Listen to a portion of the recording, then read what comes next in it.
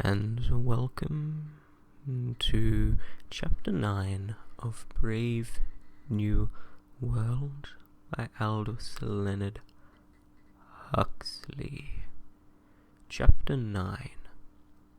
Lenina felt herself entitled after this day of queerness and horror to a complete and absolute holiday. As soon as they got back to the rest house, she swallowed 6 half-gram tablets of Soma, laid down on her bed, and within 10 minutes had embarked for lunar eternity. It would be 18 hours at least before she was back in time again. Bernard, meanwhile, lay pensive and wide-eyed in the dark. It was long after midnight before he fell asleep. Long after midnight, but his insomnia had not been fruitless, for he had a plan. Punctually on the following morning, at 10 o'clock, the green-uniformed octoroon stepped out of the helicopter. Emad was waiting for him among the agaves. "Miss Crown's gone on a Soma holiday," he explained. "Can hardly be back before 5, which leaves us 7 hours. He could fly to Santa Fe, do all the business he had to do, and be in Malpay again long before she woke up. She'll be quite safe here by herself." "Safe as helicopters," the octoroon assured him. They climbed into the machine and started off at once. At 10:34 they landed on the roof of the Santa Fe post office. At 10:37 Bernard had got through to the World's Control office in Whitehall. At 10:37 he was speaking to his Fordship's 4th personal secretary.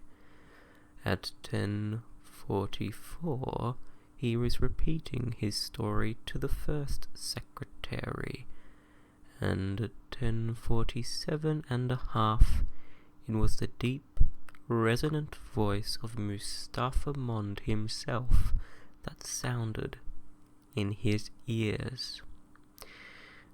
"I ventured to think," stammered Bernard, "that your Fordship might find the matter of sufficient scientific interest."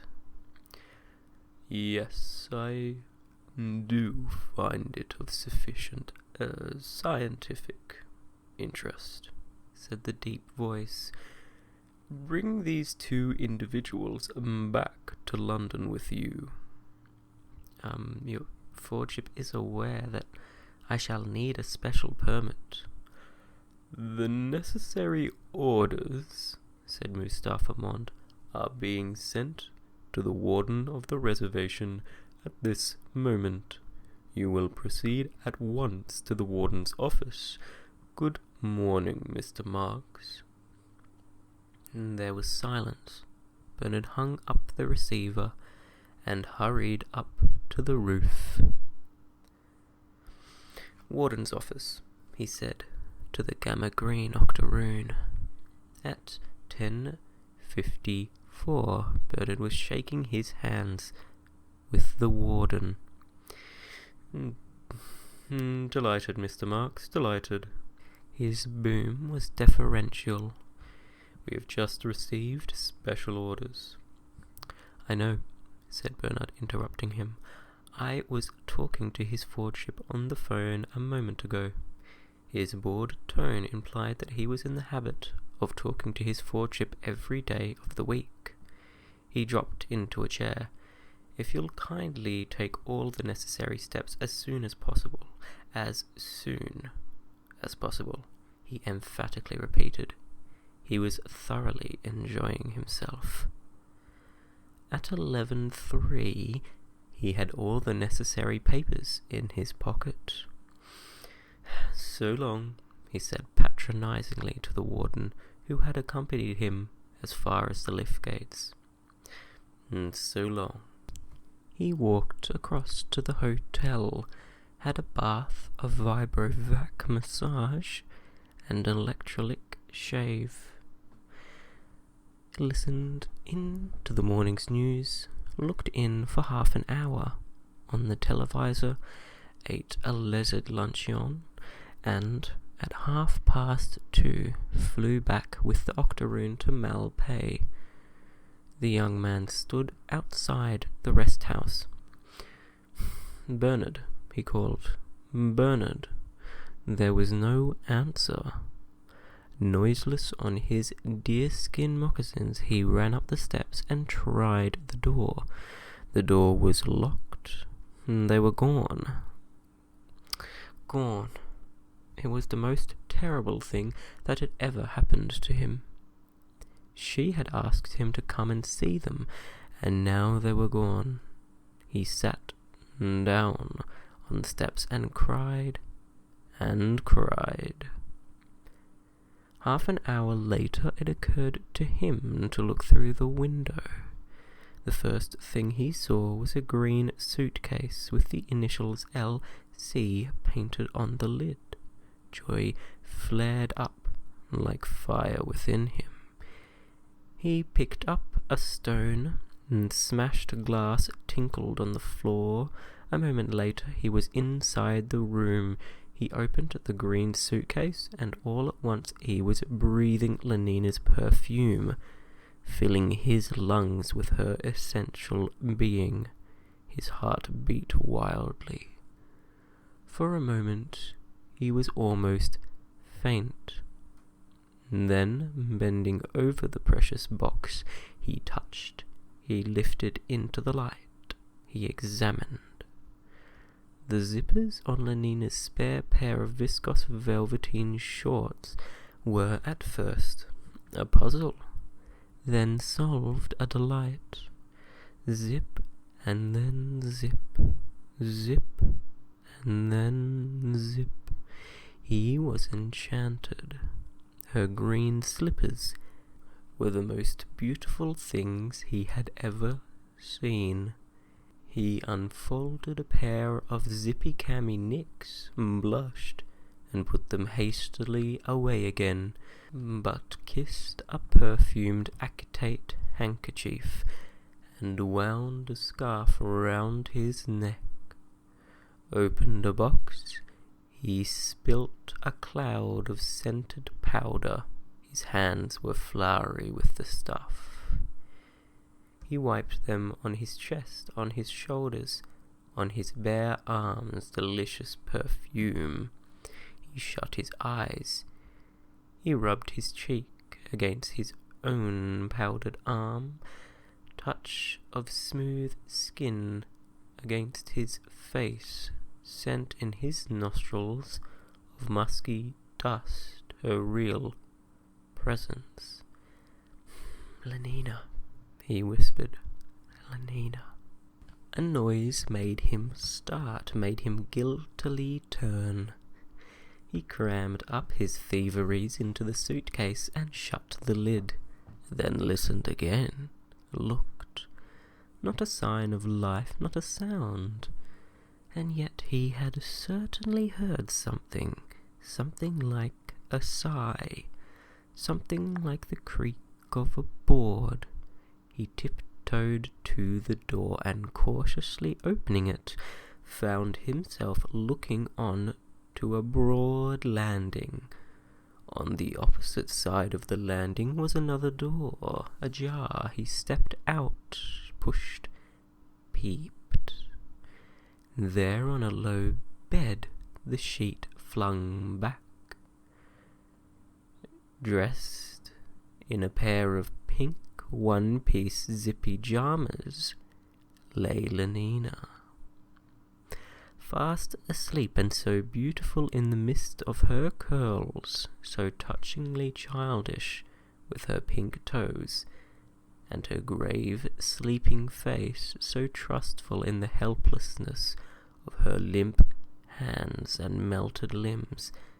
that the tears came to his eyes, with an infinity of quite unnecessary precautions, for nothing short of a pistol shot could have called Lenina back from her summer holiday before the appointed time.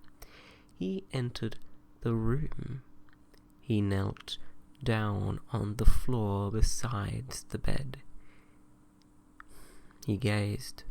He clasped his hands. His lips moved. Her eyes, he murmured. Her eyes, her hair, her cheek, her gait, her voice. Handless is thy discourse, O that her hand, in whose comparison all whites are ink, writing their own reproach, to whose soft seizure the sinet's down is harsh. A fly buzzed round her. He waved it away. Flies, he remembered. On the white wonder of dear Juliet's hand may seize and steal immortal blessings from her lips, who, even in pure and vestal modesty, still blushing, as thinking their own kisses sin.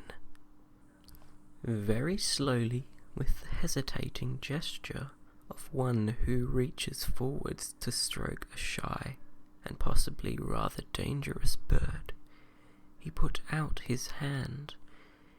It hung there trembling, with an inch of those limp fingers on the verge of contact. Did he dare to profane with his unworthiest hand that?